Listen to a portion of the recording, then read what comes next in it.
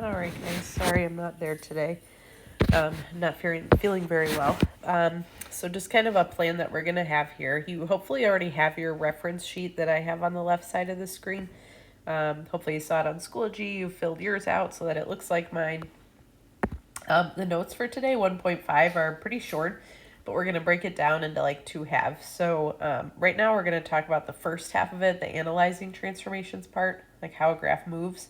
And then you'll do some practice on it, and then it'll be time for lunch. You'll go to lunch, and then you'll come back, and then I'll do the second half of this, the writing the functions part. And then you'll have some practice on that, and then it'll be time to go. Okay? So before we talk about the transformations, just in this space right here, I just want to quickly go over some of the parent functions that you're going to see. These are all things that you've seen before, but the first one would be the squared function. So when you have x squared. Okay, that's just a parabola. That's a U shape. So you've seen that before. Next one would be the square root function. So that's square root of x. That one's kind of like the half sideways U shape. So something like that. Next one would be the cubic function that we'll see often. That's x to the third. And that typically looks something like that. It goes up and down pretty fast. Okay, next one would be a linear function. That's just a line.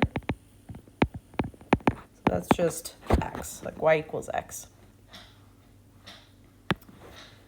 All right, last one that we'll talk about often is the absolute value function. So that's when you have those straight lines, those bars, absolute value of x. It's when you make everything inside positive, and that's always a v. Absolute value looks like a v. Okay, so take a second and jot those down. We'll talk more about the parent functions in a little bit, but just so you know, right now when we list the transformations, we're not really caring about what the parent functions are. It's just more so what's happening to them. Okay, so when we list the transformations on each, all right, we want to look at the things that are changing. So like this one, I see the squared. I know this is the squared function, but I see a negative sign and I see a +5. So we need to talk about what those are doing to the function. Okay, so it's taking the squared function. The negative, we have to look at where that negative sign is. Okay, so I know that's going to be some kind of reflection. We have to say over what axis. So that negative sign being in front of the function or the parentheses, that tells me that this is a reflection over the x-axis. Okay, because the negative's in front. It's not right in front of x. It's not inside the parentheses. Okay, and then that +5 is inside the parentheses. Okay, so if I go over here, I know adding or subtracting something inside the parentheses is going to tell me either left or right. So just pay attention to the fact that it's always actually the opposite. So since it says +5, I'm actually going to go left 5. Okay, that's it for that one. On number 2, okay, this one is a cubic function, and there's a couple things going on. There's the 1/2 out front and the -2 inside. So this one, the 1/2 in front, okay, when there's a number in front, this is one of those dilations on the bottom of your page. You got to first figure out, excuse me, is it vertical or is it horizontal? Okay, so that depends on where that number is. So that number is outside of the parentheses. It's not just stuck to x. So when that is outside, I know that that's going to be a vertical something. Okay, now you have to decide, is it a compression or a stretch? Okay, so since it's a 1/2, it's between 0 and 1. That is a vertical compression of 1/2. Excuse me. Okay, and then that -2, that's on the inside, just like before. So anything inside, we do the opposite, and that means right 2. Okay. All right. So you'll notice that both of those had like parentheses or what the function was giving us. So when I look at 3 and 4, these are a little bit trickier. So number 3, number 3, we want to have this in what's called standard form. So before I do anything with this, what's inside, I want to see if I can factor that basically. So I'm going to take a 3 out and have it look like this. Okay, basically I want the x to be by itself. Okay, it's okay if there's a number there, but like we want that number outside the parentheses. Not outside the absolute value, just outside the parentheses. Okay. So actually, before I have us do the transformations on that, I'm going to go to number 4 and then have you guys write out what the transformations are. So this one would kind of be the same thing. So I have that negative that's like immediately in front of the x. But before I go to write my transformations out, if there's something that's just stuck to the x, I'm going to take that out. And if I want to get back to what's in the function, right, I would have to make this x minus 3 if I'm putting that in parentheses. Okay, we just need it to look like that standard form. So why don't you guys just take a moment. Maybe the sub can pause me for, I don't know, maybe 2 minutes. Timer for 2 minutes. Write out what the transformations are on numbers 3 and 4. And then we'll check those. And then we'll pause and you guys practice. All right, so on number 3, so that number that is in front of the x, right, it's inside the absolute value function. So I have to think about, okay, is this vertical or is this horizontal?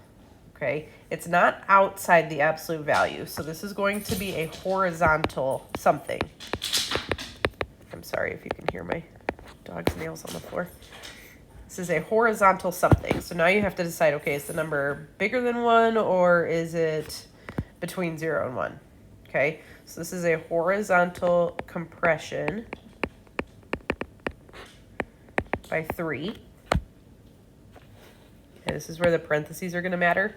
So that's that part. The minus 3 tells us that we need to go right 3. And then that plus 2 is on the outside. That's like the k value. That tells us we're going to go up 2. Okay, so check and see how you did on that one. And then the last one. So again, you have to pay attention to where that negative sign is.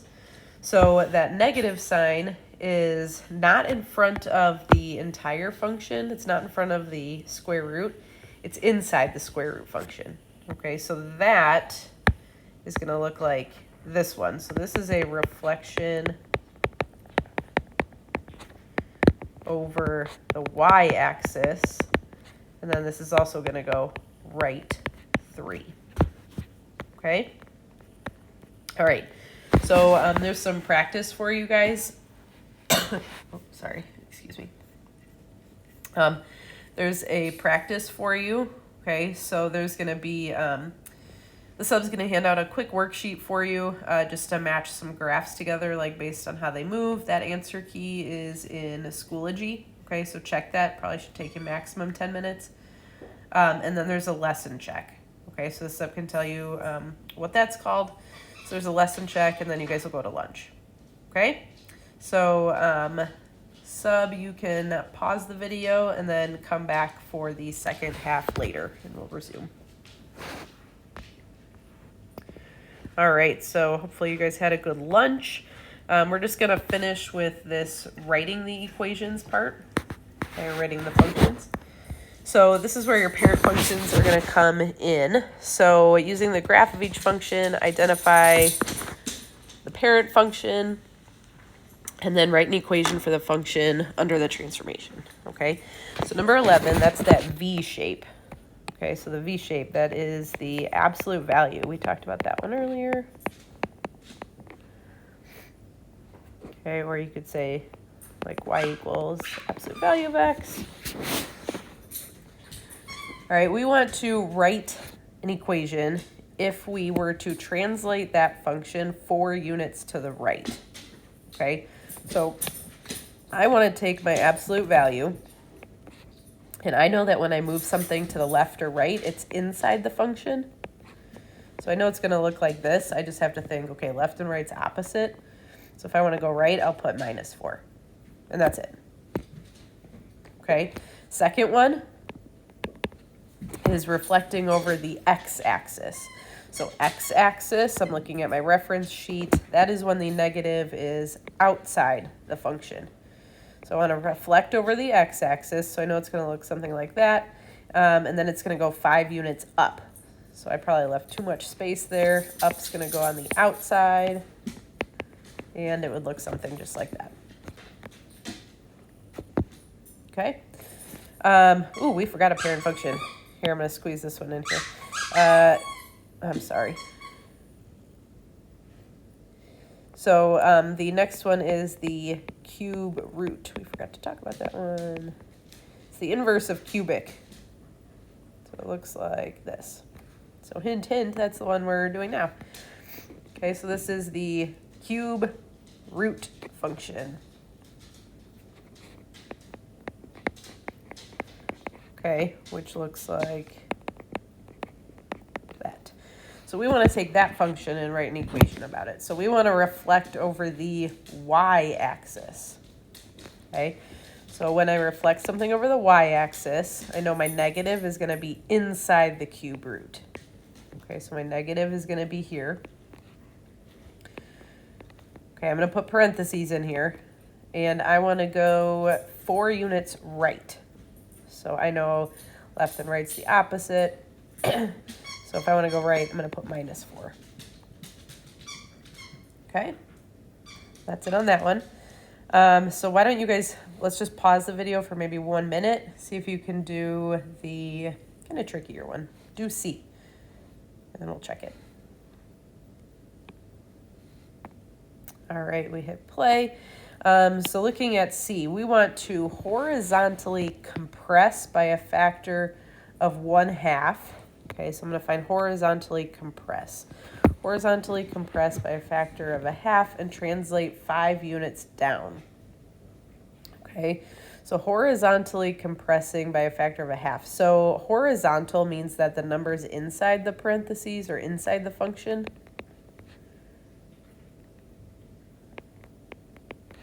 Okay, I'm actually not moving left or right any, so I kind of don't need the parentheses there. But I know that that 1/2 is going to be inside the function, and then 5 units down, that would go outside the function. Okay, so that would look something like that. All right, we are done with videos for the day. So sub, you can go ahead and stop the video, and then you guys have one last lesson check. I forget what that one's called. Should be 1.5 lesson check number 2, writing equations. Okay? All right, thanks, guys. Have a good day. I'll see you tomorrow, hopefully.